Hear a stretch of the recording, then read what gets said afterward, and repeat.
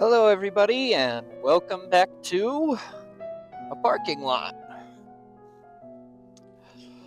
Today, I would like to show off some of the practice that I do on a regular basis. Every couple weeks or so, I like to come out to a parking lot like this and practice my low-speed maneuvering. Because, shocker, you don't stop learning just because you finished the MSF. You have to continuously and deliberately reinforce these lessons that you've learned.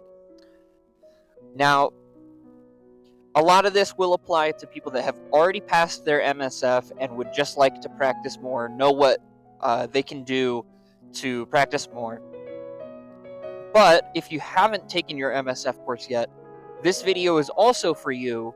Maybe you have access to a motorcycle and you just haven't taken the MSF yet. Maybe you're not into motorcycling quite yet, but you just want to see what some of the things that we do as bikers are to continually learn and to continually improve. So, I've got the Z125 out today, but all of this stuff will apply to bigger bikes as well. So, we're going to be running through some drills on the Z. Going to be showing you how easy it is. We're going to do some drills without the need of any cones, and some drills where some cones would definitely be helpful, which is why we've got them today. But then, after we do everything on the Z, I will switch to another bike to show you that even on a heavier, bigger bike, you can still do all of this stuff just fine. Just to show you that size is not an excuse for riding poorly. So we will get into it with some very, very easy drills that will increase in difficulty as we go through this. There's going to be timestamps in the description. I'm probably also going to edit some timestamps on screen right now.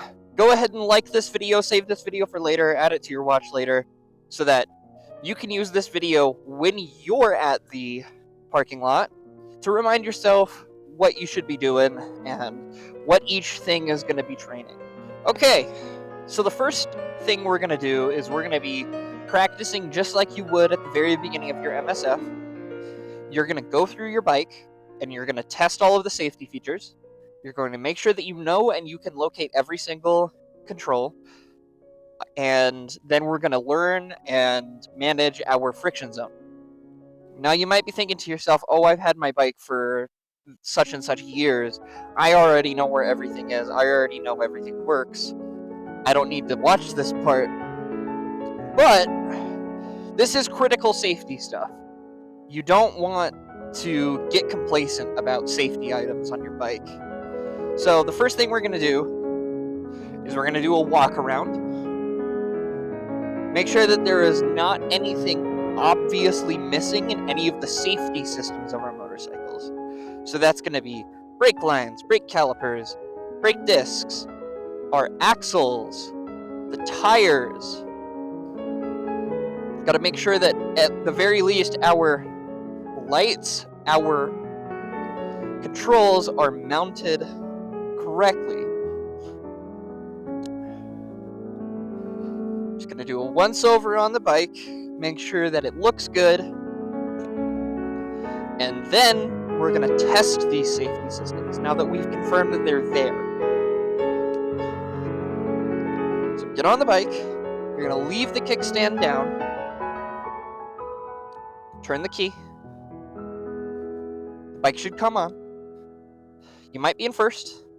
If you're in first, go ahead and flip it up into neutral. Okay. First things first, you're going to take your hand, you're going to place it behind the bike so that when you press a brake input,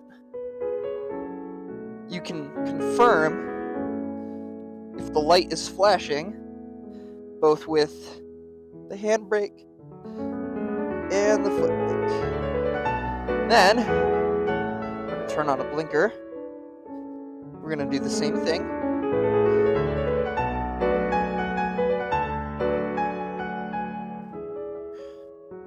Perfect.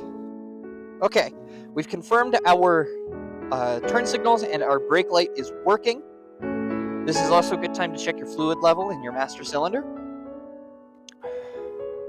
Now, we're going to test the efficacy of our braking components. So go ahead and place your hand on the front brake, and then you're going to roll the bike and just stop it. Just confirm that that works. Roll the bike and stop it. Perfect. Then we're going to do the same thing with our foot brake. Roll the bike. Stop it. Roll the bike. Stop it. Perfect. Next thing's next. Pull in your clutch. Make sure that it has the correct amount of slack. You should get a feel for it after some time. There should be a little bit of slack up here near the top. Pull it in. Make sure that you're not feeling any weird changes in resistance, that it's smooth operation all the way through. And then we're going to do the same thing with our throttle. There's not an excessive amount of slack on this throttle too. And it's smooth all the way through. Another check you can perform, because some bikes have lines like this that don't really change in size as you rotate the handlebars, you want to make sure that all of your lines are not conflicting with each other as you turn the bike through its full range of motion. So to do that, we're going to turn the bike all the way to one lock and then confirm our controls, and then turn the bike to the other way and do the same thing.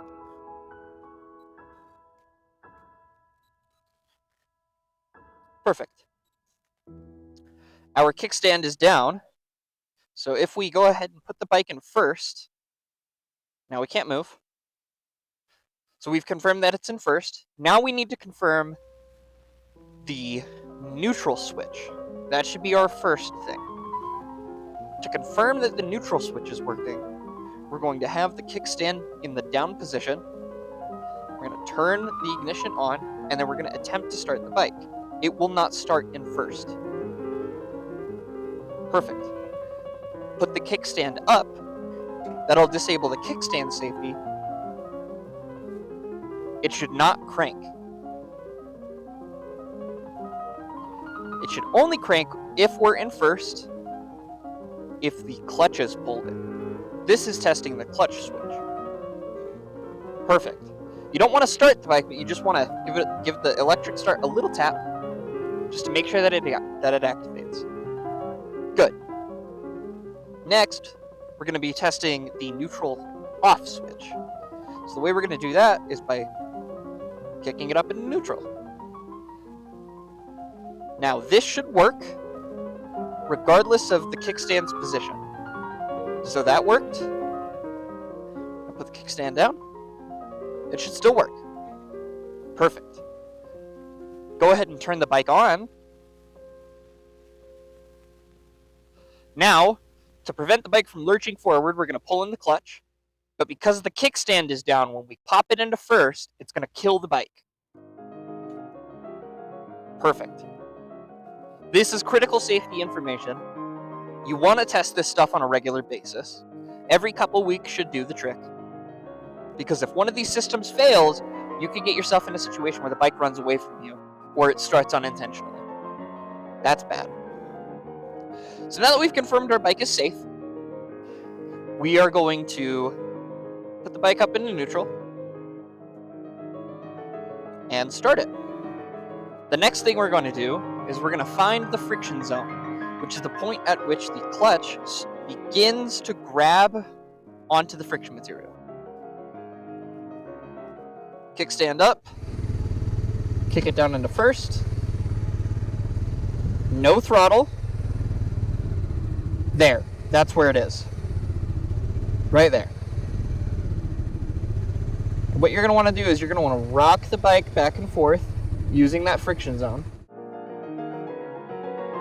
Again, no throttle. We're just using friction zone.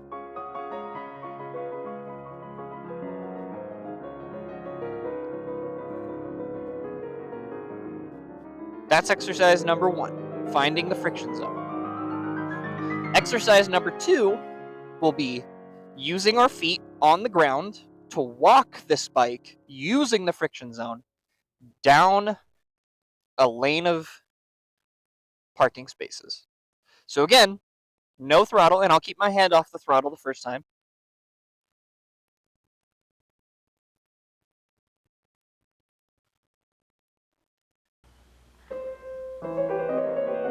Again, we're just using the friction zone.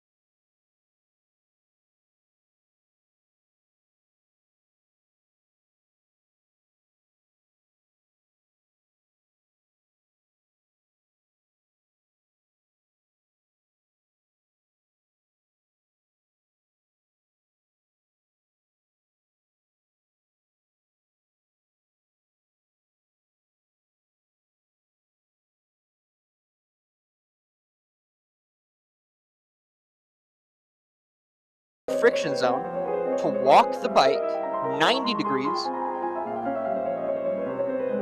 just like that. And we're going to full lock the other direction and use it to turn ourselves the rest of the way around.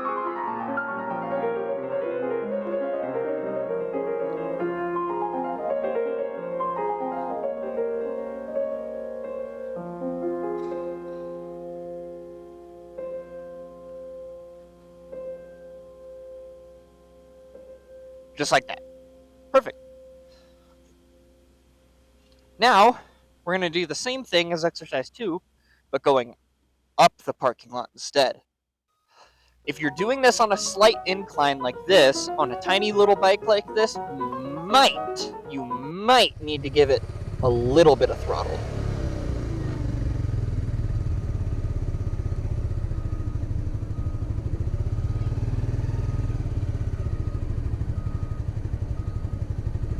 Look at how controlled it is.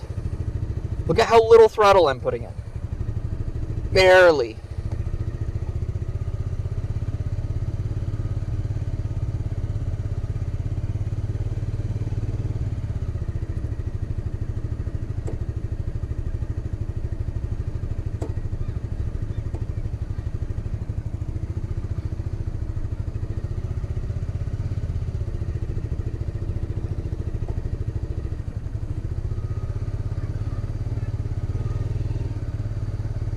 Just like that.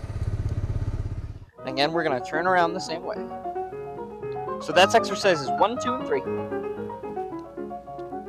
You're going to practice this a few times, and then when you're ready to move on, we'll do the next exercise. Now, our next exercise is going to be combining the last 3 and putting our feet up on the pegs. So again, without using any throttle, because I'm going a little bit downhill, let out the clutch until we gain a little bit of speed, and then I'm going to put my feet up. At this point, I can let the clutch out all the way. Now I'm using the bike's idling power to take me down this hill. And then as we approach, we're going to use the brakes, come to a slow stop.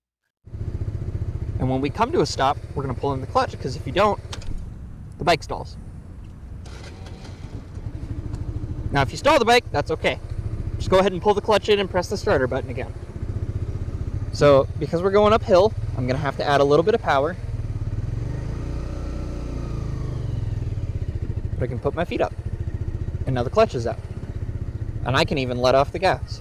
And it'll just keep on keeping on. Now the bike isn't too happy when I'm doing this, so I'm going to give it a little throttle to keep it happy. And then when we get to the end, go ahead and controlled stop. Just like that. So again, we're going to accelerate. And then we're going to put our feet up. And then we will accelerate a bit more. When we get to our stop point, we're going to use progressive braking to bring the bike to a controlled stop.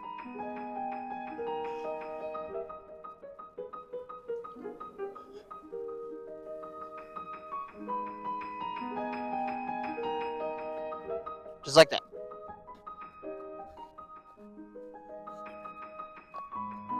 Alright, for this next exercise, we're going to be practicing emergency braking. And you will need 4 cones. I've already set them up. But the way that I like to set them up is I like to find a long stretch in the parking lot and set them up so that my emergency stop cones are about 2 parking spaces wide. And what we are going to be doing is we're going to be riding over from this direction towards the cones, maintaining a speed of about 20 miles an hour. When we hit that first set of cones, we're going to begin our emergency brake, and we want to stop before the second set of cones. So for demonstration purposes, I'll go ahead and do it.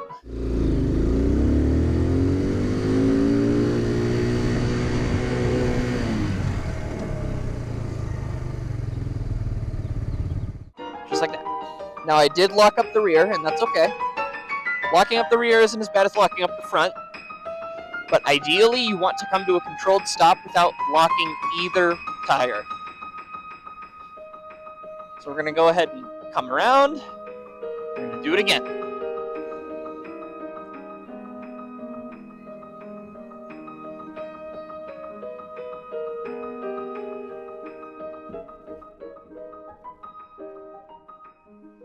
Just like that. We'll do it one more time for the camera.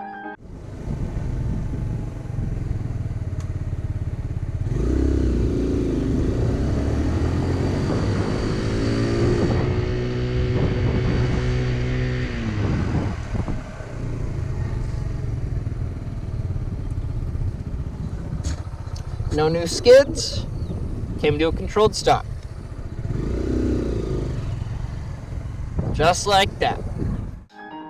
Our next exercise does not need to be accomplished with cones, although cones can help. That's going to be creating a loop around wherever it is you're practicing to practice your counter steering. For those who don't know, counter steering is a concept in which you turn the handlebars in the opposite direction of the turn that you are trying to make. And what that does is it slightly changes the geometry. So, if I turn the handlebars this way, the bike wants to lean this way, obviously.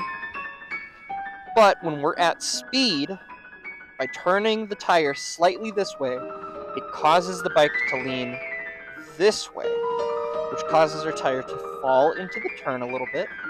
And that constant pressure on the opposite side of the bars is what's going to keep us in that lean. It sounds like a complicated concept, but the majority of you already know how to do it because you've been riding bicycles forever. Riding any two-wheeled vehicle requires counter steering. Yes, there is a little bit of a difference in the amount of counter steering you have to perform when you're at low speeds compared to higher speeds. As a general rule, the faster you're going, the more pressure you have to put on this opposite side before it will actually initiate the lean. When we're going at super low speeds, it's a very subtle counter steer. It's something like that, right? Just a little, and that'll initiate the lean and make us turn. But it's important to consciously practice this, because if you consciously are aware of counter steering, you get better at it. So what we are going to be doing for this exercise is we're going to be making a loop in first gear, going around 20 miles an hour, using our counter steering.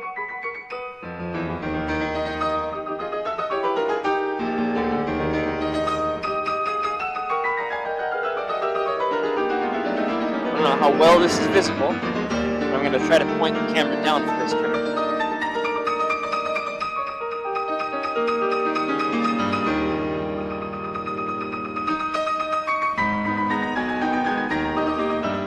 Just like that.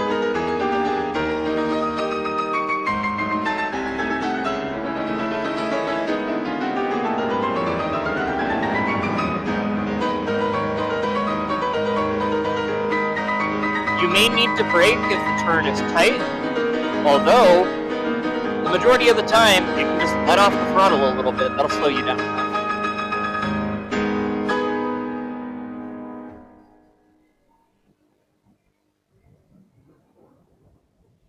And I'm going to go ahead and turn around so we can do it in the other way.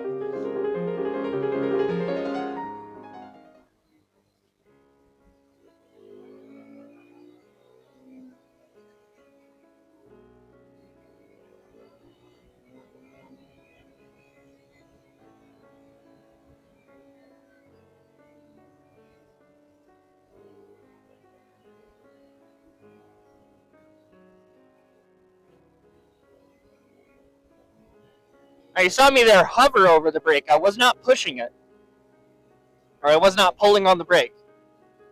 That is just in case I needed to scrub a little bit of speed before I initiated the turn.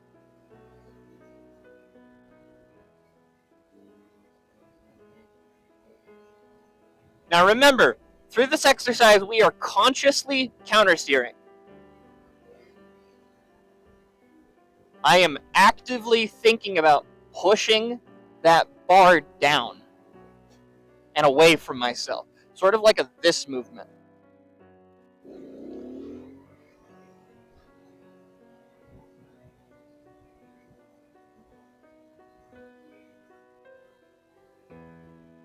And I can kind of show this off a little bit better when we're on a straightaway. It's not as confusing.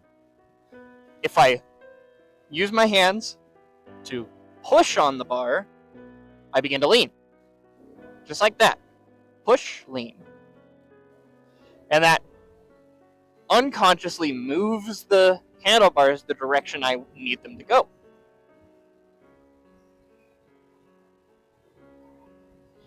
And you might notice I'm not leaning into the turn.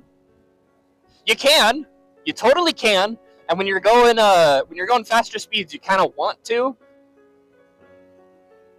That's me leaning on top of the bike, known as neutral position.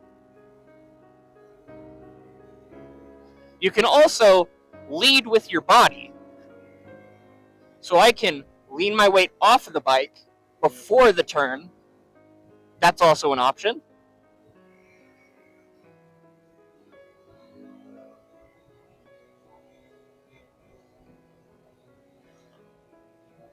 But what I find is that at lower speeds, counter-leaning, which is pushing the bike away from you and sitting on top of it, feels a little more stable. There's also an option that is known as counter-sitting, which is when I'm going to initiate the turn and then get off the bike and lean it. Like that. Here. See if I can look down while I do this one.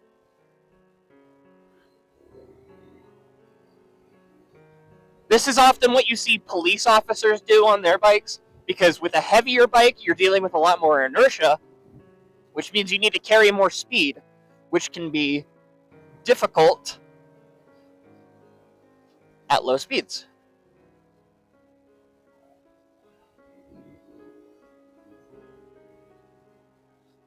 Yeah, that's the basics of counter steering, and it's the basics of seat position. I most often like to counter lean instead of counter sit on most bikes, because most bikes out there aren't really designed for counter sitting, although if you find me on a cruiser, I usually do counter sit. And with that counter steering knowledge in mind, this is why we do it first. We practice our counter steering before we do this. We are going to now begin our process of practicing our U-turns. And on a basic level, what that's going to look like, I'll get off the bike because this is a little bit difficult to explain. We're going to be riding this bike down this line, and you can choose either direction, especially if you have room on both sides like this. We're going to be going to this next set of parking spaces. We're going to be thinking about them like they're a box. the box is going to look like the length of this set of parking spaces. And at first, we're going to practice 3 parking spaces wide. This is a lot of space. But our box, when we're first starting, is going to be 3 parking spaces wide. And then we're going to extend the boundary of the box to this first set of parking spaces right here. And that will be our box. It's quite large at first, but you'll see why we do it this way. You can also use cones during this process, and I probably will when I bring the Hornet out, to visually indicate where you're actually trying to go. So, coming up to our turn, we're going to use our head before we get to the turn to look in the direction we're going, make our U-turn, and then we're going to come back, and we're aiming to make a little figure 8.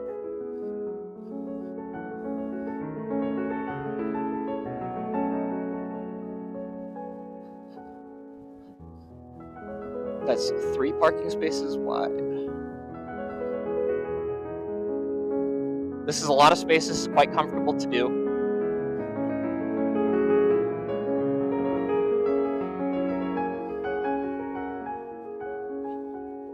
And a little point, if you have really good throttle control, that's all you really need, is good throttle control. However, if you're struggling with that, you can float the rear brake, and that's going to keep the bike a little more upright and make these slower speed maneuvers that much easier. So I'm dragging the rear brake as I'm going through this turn, and it's keeping the bike more upright. But you don't have to do that. This is without it. And the bike leans more. But it's still fully controllable. The rear brake just helps stand the bike up. Just like that. Now, we're going to line up again for it. Except this time, we're aiming, instead of 3 parking spaces wide by about 4 parking spaces long, we're going to be cutting that down to 2.5 wide by 3 long. So instead of coming all the way over here to this line, this is going to be the edge of our box. And like I said, if you have access to cones, this is going to be a lot easier to understand and help yourself with, but not necessary. So this time, using a 2.5 by 3 format, we're going to go ahead and do the same thing. Approach our turning point, look over our shoulder, 2.5.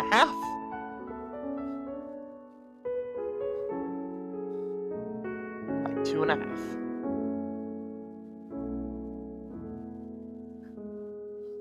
This has to be done a little bit slower, and yes, I am using the rear brake because it's a tighter turn.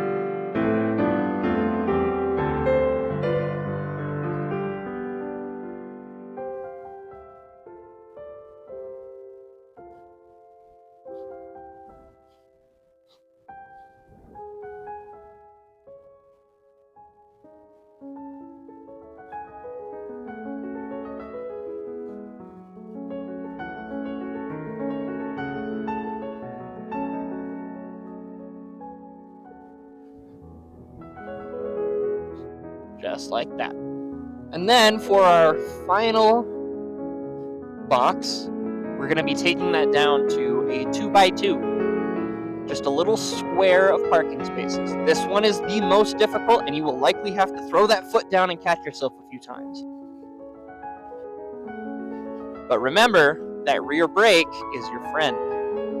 So we're going to throw our head over our shoulder, turn,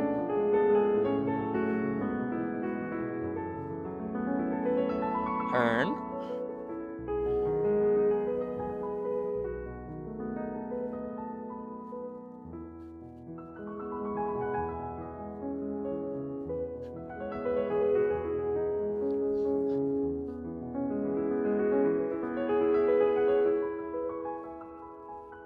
Now this is our in-road obstacle drill.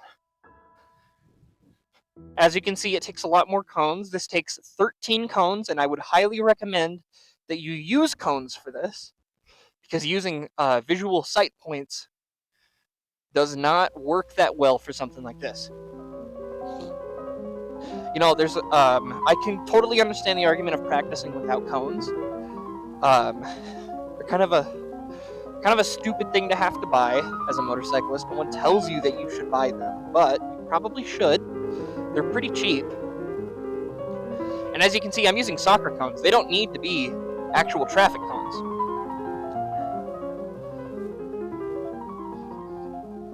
But essentially what we're going to be doing is we're going to be going from over there, like where we did our emergency stop practice. We're going to be entering here, swerving either direction, entering those set of cones, and then coming to a stop before the last set.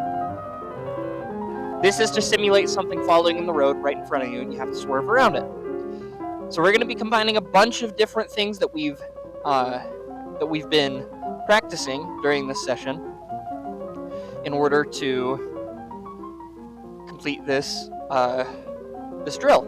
Now you can add an extra set of cones if you want to mark your stop point, but the essential bit of it is to get to about 20 miles an hour. And it looks like mine aren't perfectly in line, but that shouldn't be that big of an issue.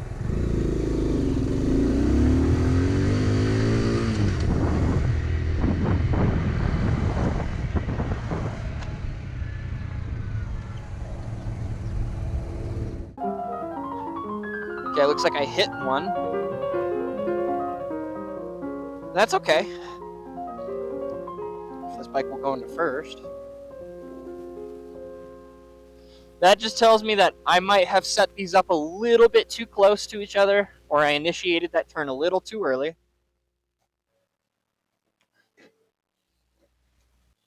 And that's okay. Just hop off the bike and fix it.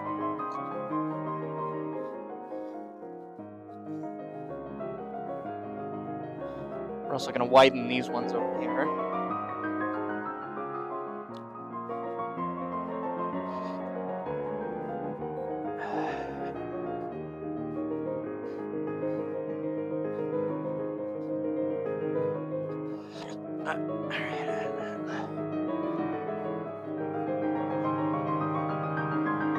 That should be good. So again, I would say 15 to 20 miles an hour. You can do this in first or second gear.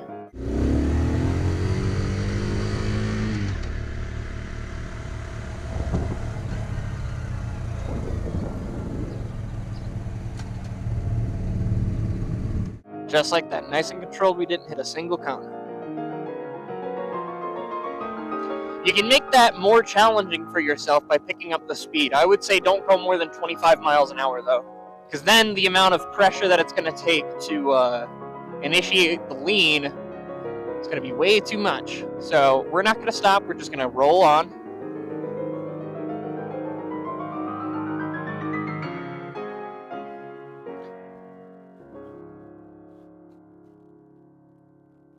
Just like that. Do it one more time, and then we will switch to doing these drills on the Hornet.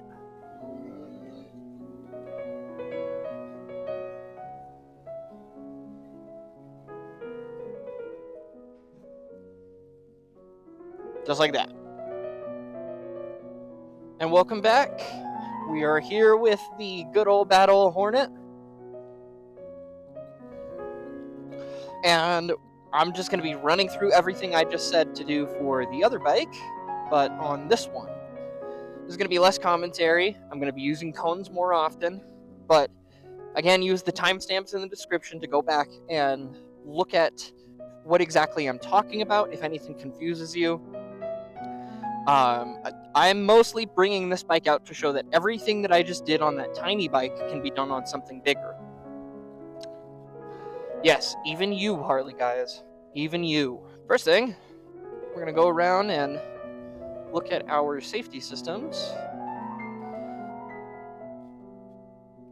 So our driveline looks okay. Tires look okay. We've got the bolts on our calipers. And we've got lines running off of our calipers.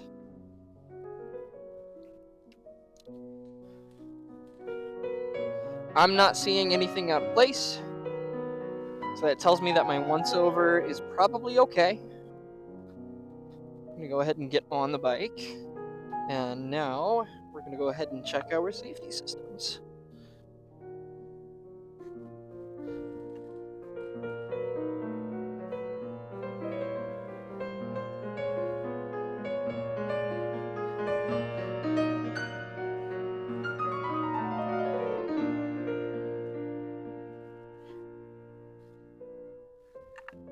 Good.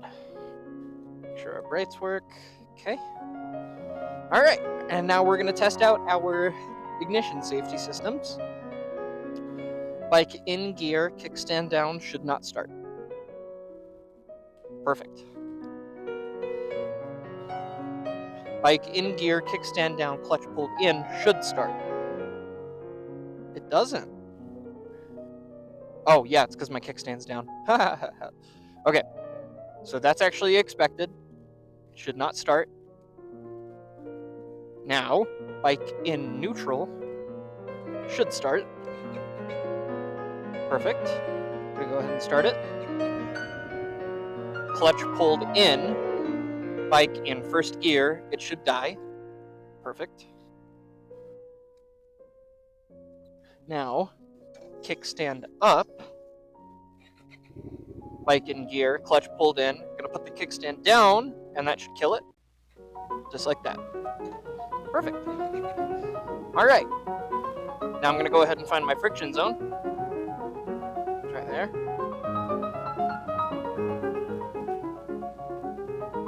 And then walk the bike down.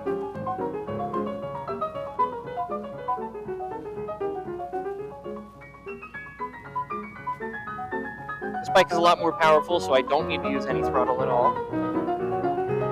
I'm actually using some brake here.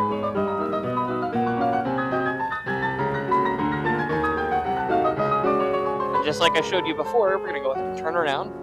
And like I said, because of the way the geometry of a motorcycle works, even a bigger one will turn around if you do the old 90 degree to 70 degree.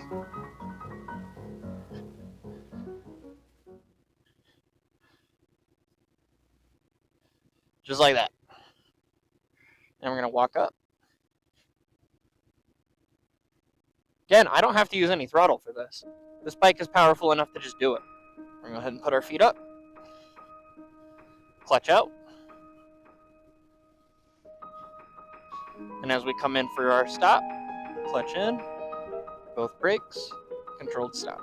And again, but going uphill, this time it's more important to ride out that friction zone, otherwise the bike will stall.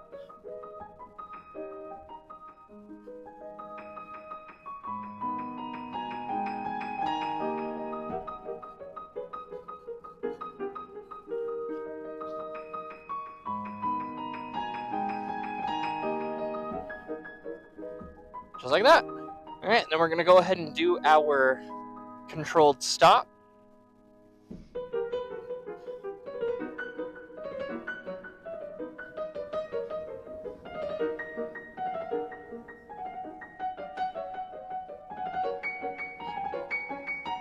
I'm going to go ahead and get our emergency stop cones set up.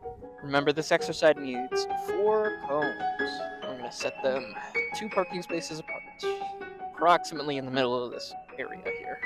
Now, this bike does have ABS, so I'm not going to lock up any of the wheels, but it's important to note that your goal should be to not activate ABS when you're doing this. You don't want ABS to have to save you. You should know how to brake well enough so that ABS is just something for those gravelly intersections and stuff like that. And yes, this is pretty hard work, not gonna lie. You do work up a sweat doing this.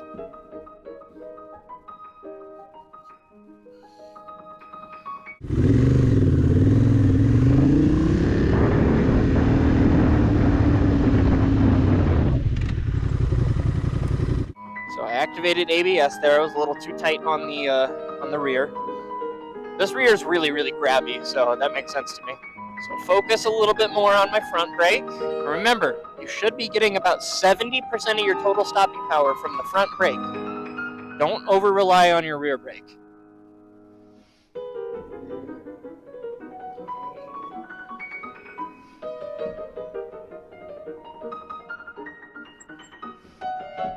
Got a little bit of kickback on that front lever, so I wasn't being progressive enough. You want to hit this drill until you can do that stop at 20 miles an hour without sending one of the tires skidding or without activating ABS. That should be your goal. Because at 20 miles an hour, those two cones are plenty enough room to make the stop. You just need to do it correctly.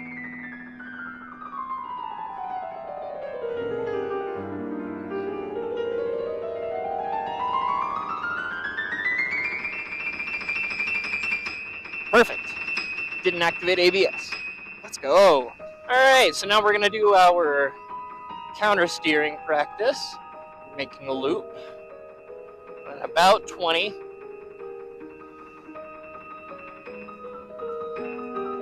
Now this bike has a lot more inertia, so I'm going to have to roll off the throttle sooner.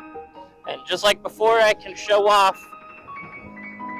some different things, because right now, I like to ride this bike in a neutral position.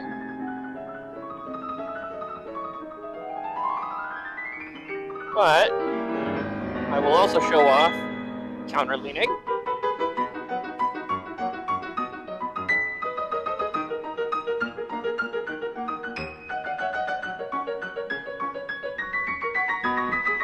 Go ahead and turn around.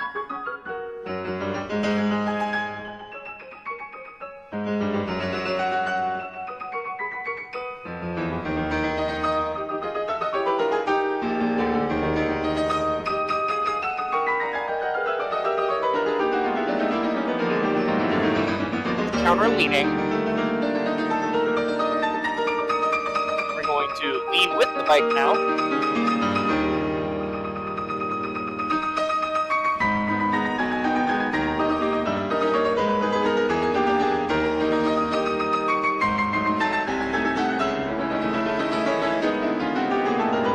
One more of those.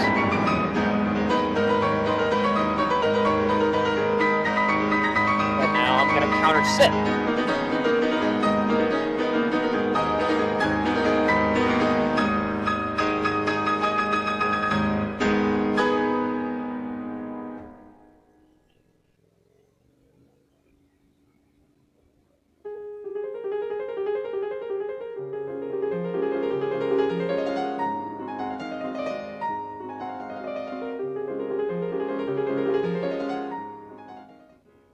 One more.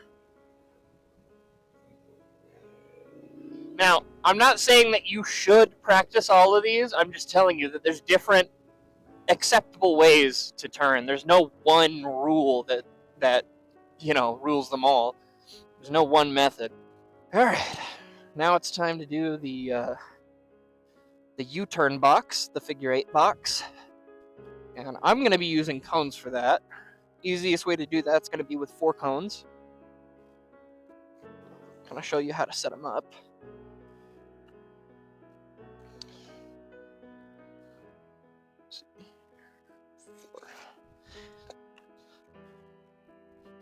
Okay. Now, I like initiating my U-turns to the left when I start to do my figure 8s. Obviously, you hit both sides when you're doing a figure 8, which is what the point of the exercise is. But it's also equally as valid if you're more comfortable starting your U-turns going right. But essentially what we're going to be doing is we're going to be putting a cone here.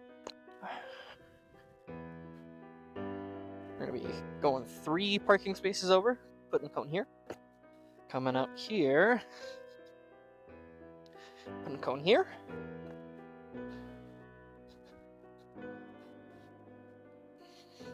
And then put a cone here. Now again, this is a pretty big box, but it won't be like that for much longer. So I like lining up with this cone at the back here.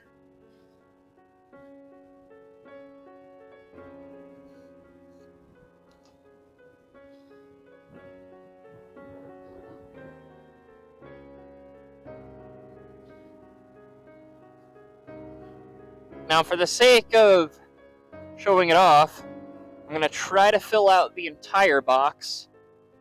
You don't have to, though. If you can do it in a smaller space, go ahead and do that.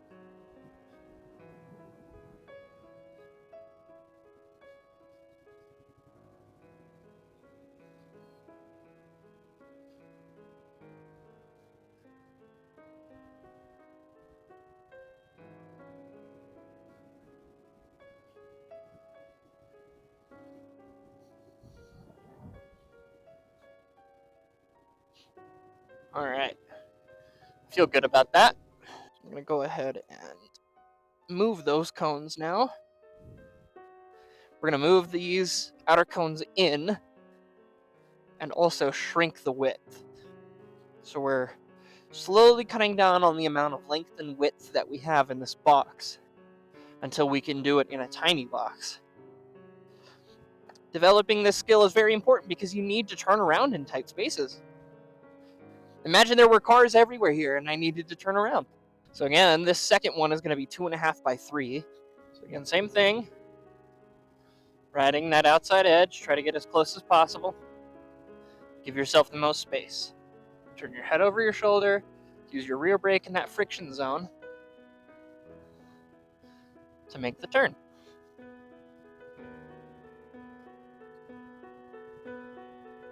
I've always found right turns to be more difficult than left-handers, and that has something to do with the gyroscopic effects of a motorcycle. Went a little bit out of bounds there.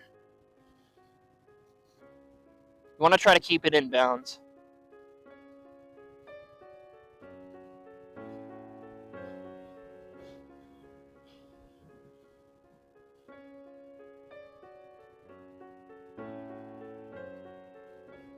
Now, this is the size box that you will likely be able to do at the MSF if you bring a 650cc, and this is above 650cc. So technically, if you can do figure eights in this box on a large bike, you can get your license. Or at least this is one of the tests that is considered to be the most difficult and is a barrier to getting your license. See, I didn't use the rear brake there and it was a lot more difficult. But when I use the rear brake, it's easier. So you can stop your exercise here if you're feeling good about it. But I'm going to challenge myself today and try to get it into that tiny box that's meant for sub 650.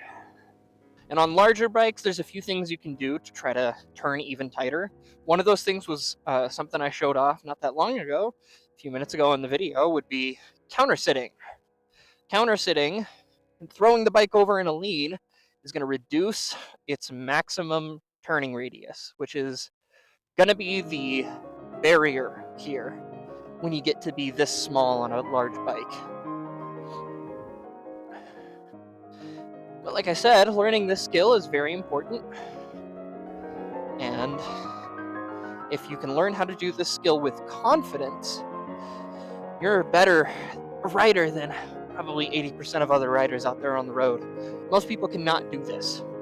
It's going to be a little more difficult. We're going to try to go for it.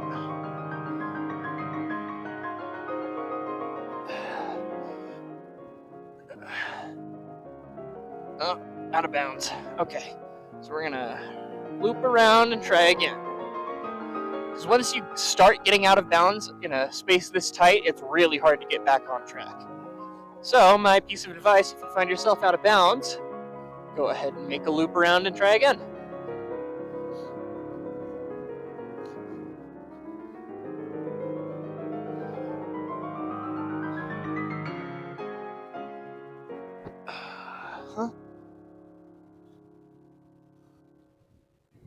Oh, had the foot dab there. We're gonna try again. That right-hander is hard. I'm getting pretty good with my lefts, but oh man. Ideally, you want to do it without dabbing your foot.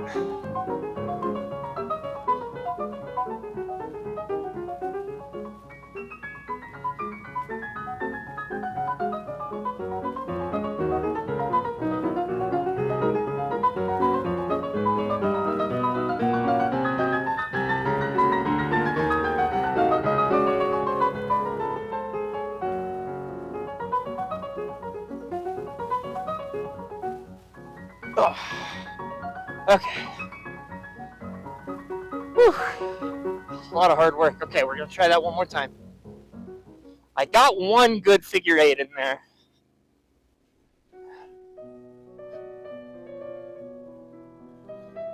Oh boy.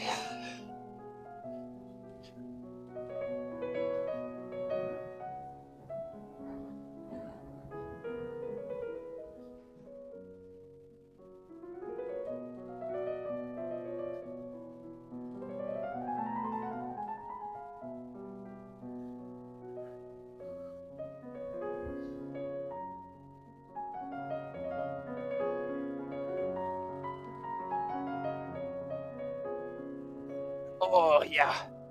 Oh yeah, that's good. Woo! That was difficult. Okay, time for our final drill before it gets too busy in here. Seems to be some cars filling up the lot now. Okay. Gotta get 13 cones.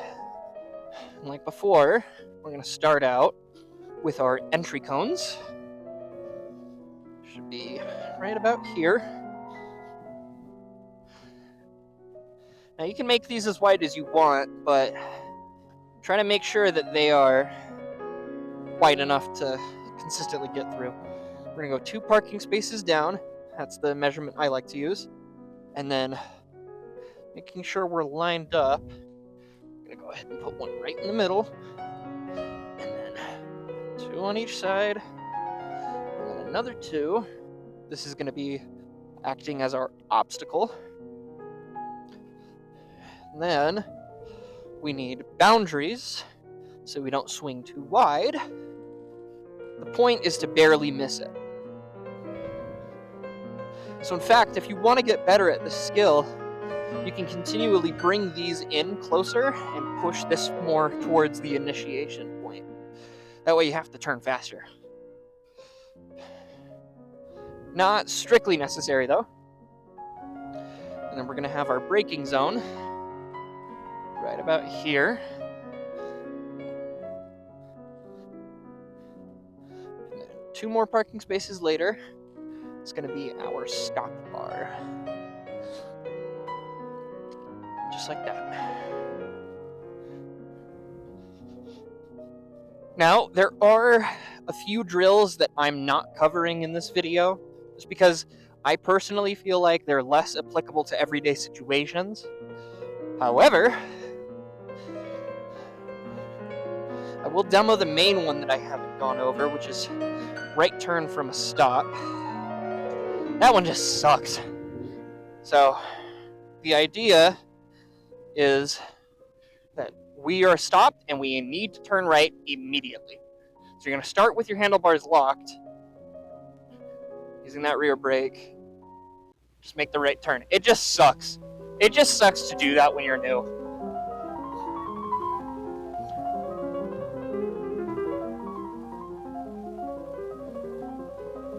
Okay. Alright, our cones aren't quite lined up, but that's alright.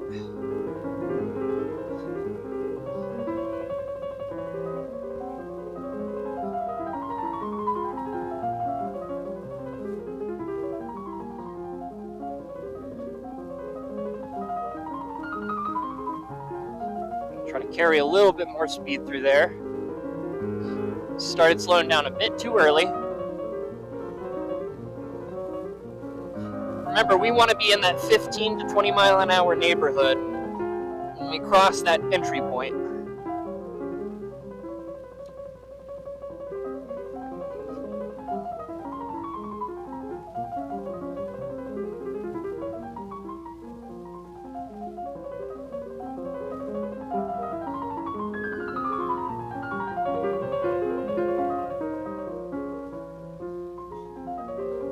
So, one more time.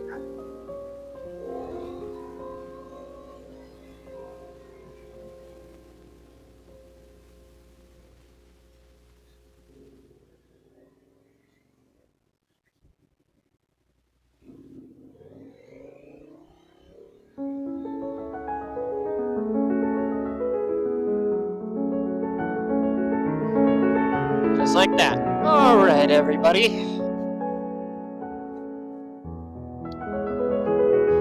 So, this is what I like to do to practice. Every couple weeks or so, it just keeps those safety items right up top in my head, where they should be, and it makes you feel more in tune with your motorcycle. I don't know about you, but there have been some times where, I'll stop riding for a few days and then I'll get back on the bike and it feels like a completely different bike. This helps combat that feeling. If you're regularly practicing, you're regularly getting better with your bike. That's the important thing. So, I hope everybody stays safe out there. Hope you got some good information out of this. And I will see you all in the next video. Peace out.